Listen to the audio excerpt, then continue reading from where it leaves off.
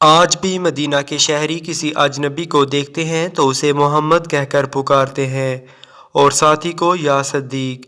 لہٰذا یہ دنیا کا واحد شہر ہے جس میں ہر مہمان، ہر اجنبی کا نام محمد اور ہر ساتھی صدیق ہے۔ انصار نے حضرت محمد صلی اللہ علیہ وسلم کی تواضع کی اور ان کی نسلیں حضور اکرم صلی اللہ علیہ وسلم کے مہمانوں کی خدمت کر رہی ہیں۔ رمضان میں پورا مدینہ اشیاء خوردونیش لے کر مسجد نبوی میں حاضر ہو جاتا ہے۔ دسترخوان بچھا دیے جاتے ہیں۔ میزبانوں کے بچے مسجد نبوی صلی اللہ علیہ وسلم کے دلانوں، ستونوں اور دروازوں پر کھڑے ہو جاتے ہیں۔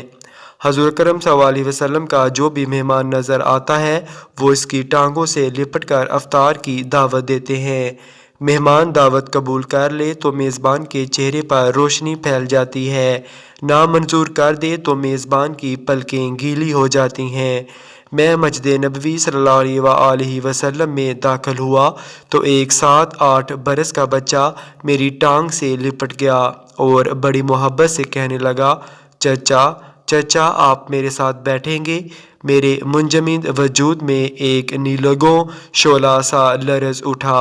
میں نے جھک کر اس کے ماتھے پر بوسہ دیا اور سوچا کہ یہ لوگ واقعی مستحق تھے کہ حضور اکرم صلی اللہ علیہ وسلم اپنے اللہ کے گھر سے اٹھ کر ان کے گھر آ ٹھہرتے اور پھر واپس نہ جاتے۔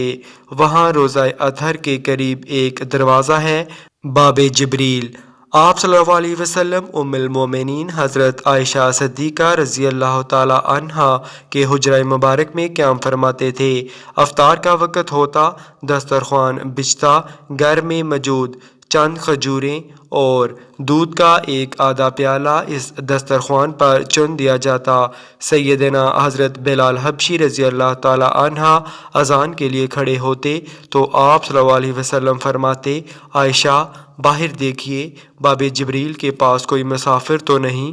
آپ رضی اللہ تعالی عنہا اٹھ کر دیکھتیں، واپس آ کر عرض کرتیں، یا رسول اللہ صلی اللہ علیہ وآلہ وسلم وہاں ایک مسافر بیٹھا ہے۔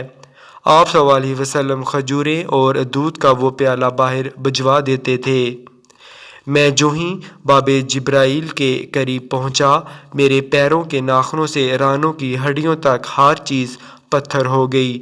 میں وہیں بیٹھ گیا۔ باب جبرائیل کے اندر ذرا ہٹ کر حضرت عائشہ رضی اللہ تعالی عنہا کے حجرہ میں میرے حضور صلی اللہ علیہ وسلم آرام فرما رہے ہیں۔